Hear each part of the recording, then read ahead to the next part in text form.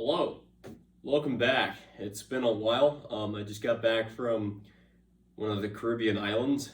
Yeah, it's fucking hot. The bugs eat you alive from fucking head to toe. They'll carry you off. But anyway, I just want to start this video and say that I'm happy to be back and sorry for the long absence. But I had some guns I wanted to talk about, and today this is perfect time for it because I just fixed up a couple guns for my dad, and I decided that I would show these off real quick just to basically talk about them real quick and talk about my experience with them in general. So first off, to begin with, we have our Ruger 1022. This is the base model. It is the stainless steel with the Parkerized receiver, so it's supposed to ward against rust, stuff like that. Just because it says stainless does not mean it's going to stay non-rusted forever. You still have to take care of it. You still have to oil it. It's just a little less maintenance there. Also, with the polymer stock, you don't have to worry about swelling and breaking. That's kind of why I recommend this. But today isn't about the Ruger 1022. While this is my first gun I ever shot in my life, and this is the exact first gun I shot as a 22, there's a gun that hits a little closer to home. And our guest, Murder Mittens. Now you can see yourself, can't you? That's interesting. Hello. Pardon the intermission. We still have a cat on the table. We'll just flip you around. Come on. Oh. Oh. Okay, down you go. No, you gotta stay down there. All right. This is a Marlin Model 60, and I actually have two of these. What is so special about these? These rifles are known for being the direct rival to the 1022. As we can see right off the bat, they look a little different, and they are a little different. To begin with, the Ruger has basic open sights with the rear that flips down so it doesn't break. The Marlin is dovetail cut with their sights, same with Ruger, but theirs extends backwards and has a different way of zeroing. You have a front blade sight with both, except this one has a brass bead on the Ruger here. It does not, neither of these rifles have swing swivels equipped or attached. You can add them later on the Marlin, and if you wanted to, you could take practice at it on the Ruger. I wouldn't because it's plastic stock. I don't know, I just don't trust myself. And woodworking, I've done a lot of woodworking, but I'm probably going to stay out of it for a while. But yeah, so what would be the pros of this? This is, in my opinion, the FUD's favorite gun. I always had, ever since I worked. Anytime, cat. Hello. Anytime this camera, she doesn't care until the camera turns on, and then she's intrigued, but we'll move on from that. So the Marlin Model 60 is the FUD's favorite gun to rival the 1022. Everybody knows the 1022 is the Giga Chad of prepper 22s just because the mags are cheap, they're available, they're easy to come by, they're not expensive, you know. But the Marlin Model 60 has always been told that it's better than 22 or the Ruger 1022. It's always been better. While it does have a micro grooved barrel and a tube fed magazine, so you don't have to worry about magazines, and a dovetail cut already on top, a 3/8 dovetail, so you can just automatically attach optics right out of the factory, right out of the box, where with the Ruger at the time, you had to order the mount for it from Ruger for $5 plus shipping. But nowadays, they are great about including that, so you don't really have to worry about that anymore. Chill. Anyway, this became a really popular rifle just because out of the box it was ready to go.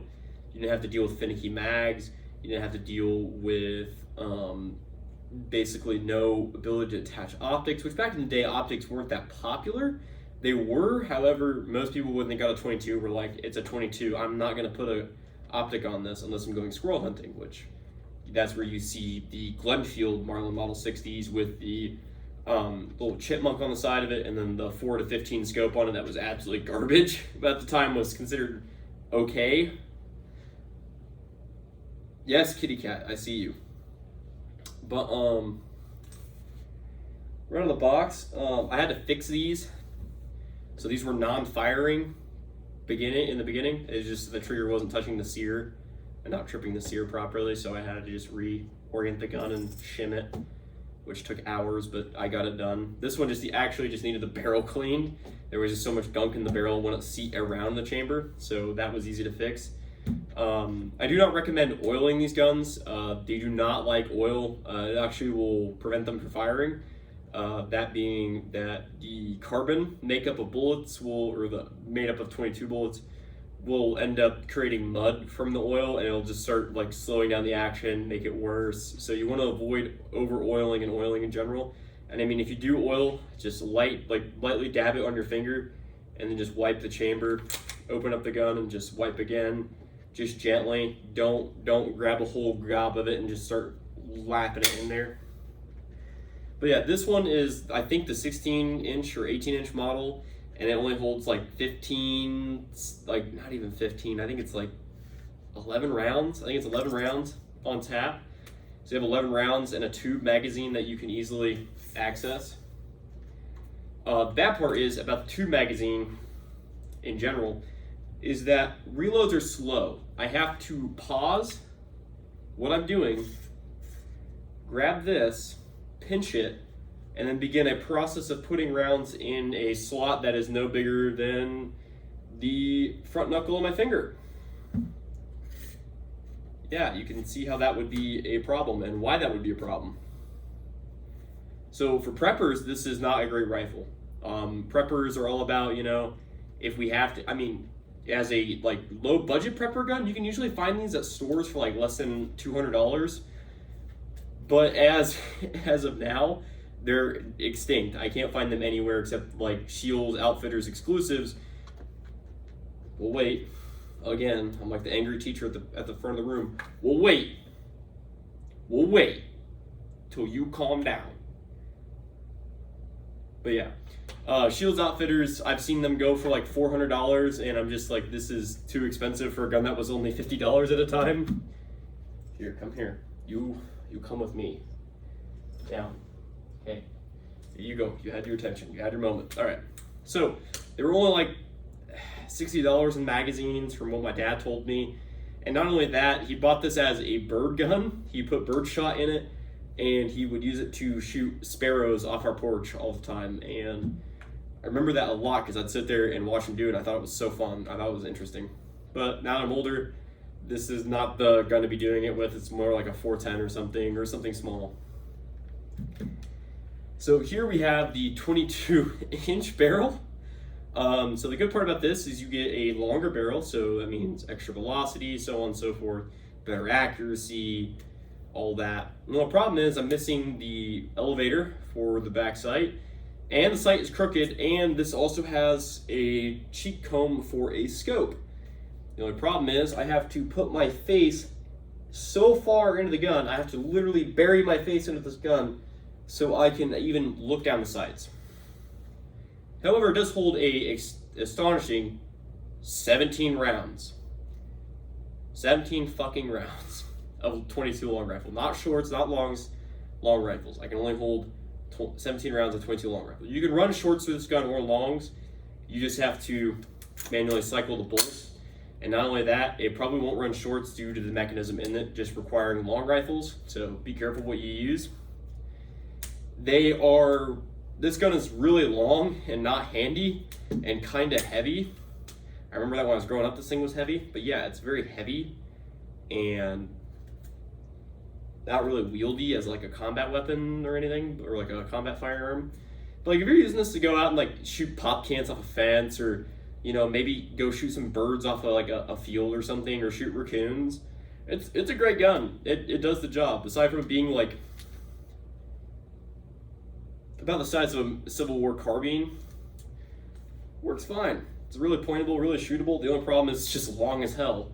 I feel like a fucking soldier in Vietnam with the fucking M14 where you're like long as shit, but this is nowhere near as long. I'll get to that later.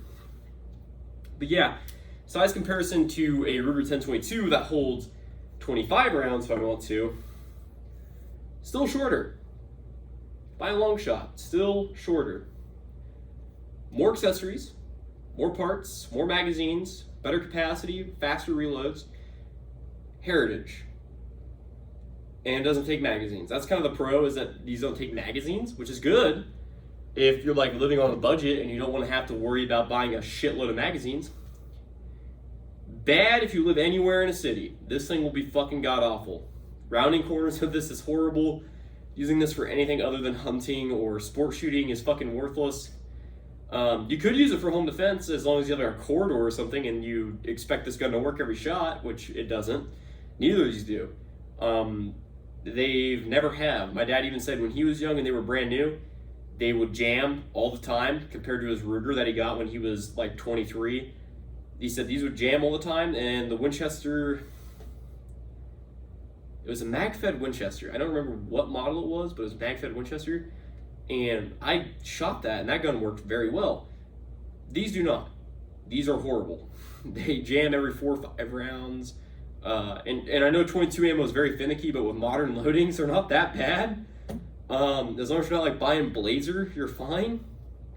But like I ran Federal Auto Match through this because that's supposed to be really, really good for semi-autos. It would not feed like 3 rounds at a time. You get to like round number 3, jam, hang up, failure to eject, failure to extract, all sorts of failures. And aside from this one not being zeroed, yeah, it's okay. This one surprisingly being left out in the rain, as my dad said, it was left out in the rain. It works fine, works great, shoots fine. This one actually cycles pretty much better than that one, even though this one's got like rust all over it, rust on the receiver everywhere, and used as like a beater farm gun. This thing runs surprisingly well. It runs really great. But like, why would anyone want one of these days? Well, they're cheap. You can pretty much go to a pawn shop, pick them up for $200 if they're in kind of bad condition. That's great and all, but what's the modern alternative? Buying a new 1022. A new 1022, however, runs about $285 on the low end. On the high end, it runs about pretty much anywhere up to $1,000 due to bull Quartzen. So 1022s, the margin is very steep. Plus the aftermarket on 1022s is massive. If you've ever been to Volquartsen Customs or looked at any of their guns, that is what the peak of 1022s can be. Black Rain has made some. They're very expensive. They're about the same as a Volquartsen Classic, which is their entry level considering. But Black Rain makes them. I have a couple over here that I'd like to show you about 22s as a prepping option. I don't think 22s are a great prepper's option, but the Marlin Model 60, there has always been this debate in our store, which one's better, which one is the best, you know. Oh, it's Marlin Model 60s or nothing. Oh, it's Rugers, it's Smiths, it's whatever. I think it's the Rugers just because the mags are cheap, readily available, they're allowed in most states. Like, these, no matter what capacity, are allowed in California because they're not tactical. They have fixed magazines. They have to be, you have to take out the tube to reload them individually. You don't just pop in a new magazine like a 1022. So they're allowed in most states. So it's great like if you live in California or like Illinois or some shit like that. But if you live like in a state where freedom is valued, they're fucking worthless. Aside from hunting and sport shooting. But like prepping, a Ruger 1022 is great because you can actually swap this out for an ATI chassis. That's cool. But let's say you want something a little different. We've seen this one before. This is my go back and forth gun from here in school, like college, because I live a few hours away from here. This is my house from home away from home in a way. So we have this. This is a tight little package. I could stick it in a backpack for backpacking or hiking or something, or leave it in my pickup as a dispatch gun.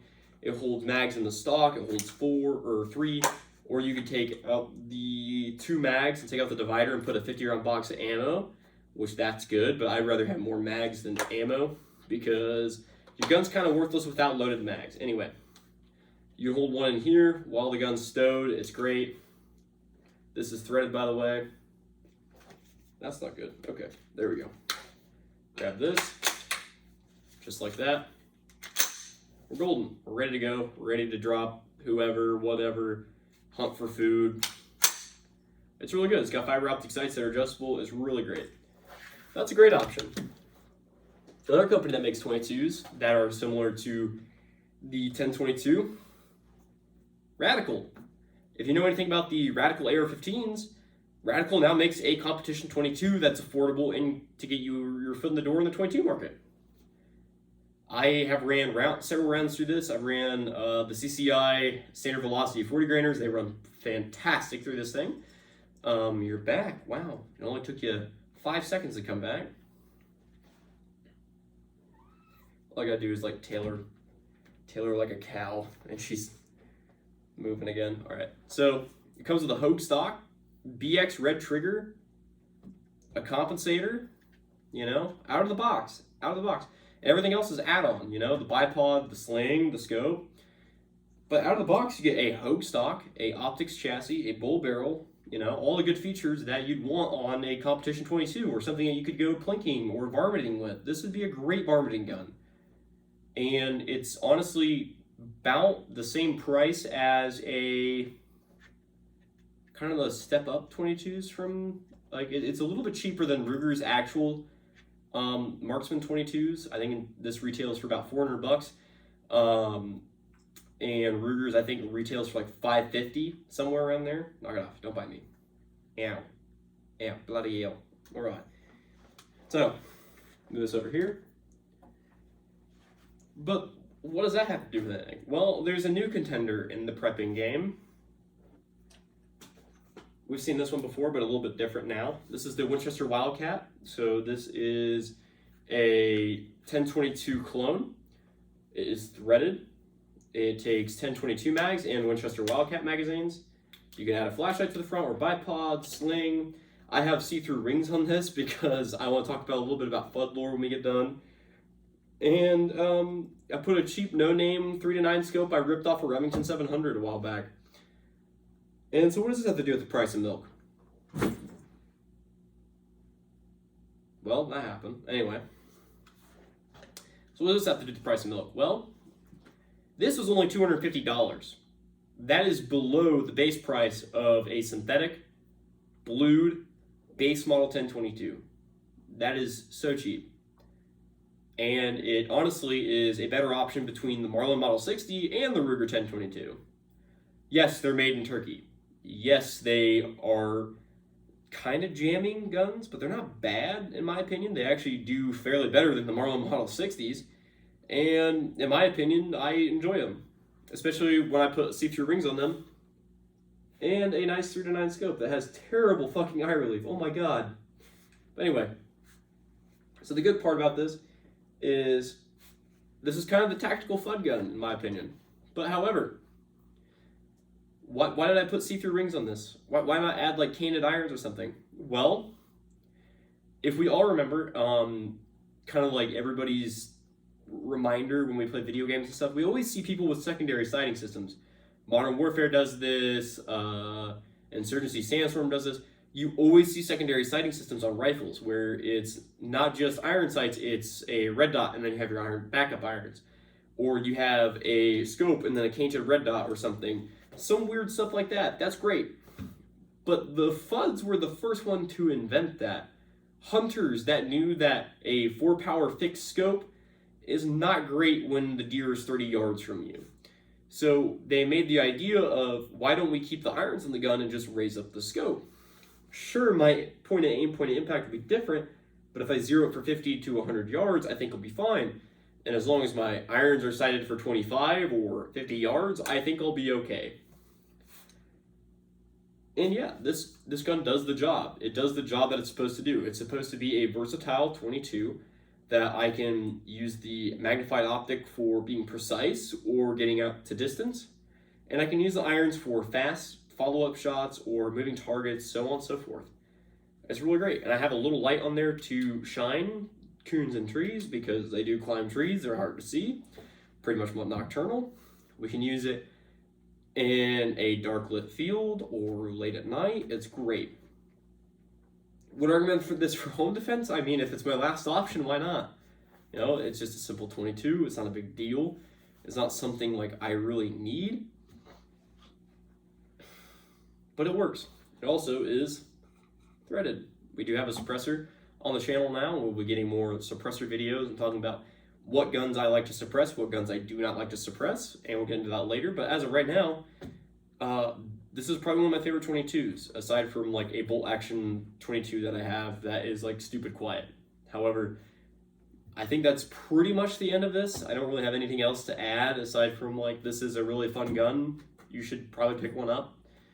And I'm not going to say that this is like the best end-all be-all 22. Its grouping is not that great. However, what do you expect from a $250 gun? This group's far superior than that. However, it is $550. Has the Magpul chassis, comes with 3 mags, plus 1 in the gun. That's 4, not 5, 4. Comes with a 1/2x28 threaded muzzle, so you can add a suppressor if you want to. High-vis sights makes it easy for you to see, to get your irons, see your irons, get faster target acquisition, so on and so forth. I added a BX red trigger to it, so that's another $100 purchase, so this gun ended up being $650. And I love the BX red trigger just because it is stupid fast, allows me to shoot really quick, and makes follow-up shots easier, makes me shoot better, makes me shoot better, whatever. And the baseball 1022 will always have a special place in my heart since I grew up shooting them and hunting raccoons with them. This started my love and like enjoyment of hunting raccoons. And yeah, I just really enjoy this rifle. I don't think I'm gonna do anything serious with it anymore.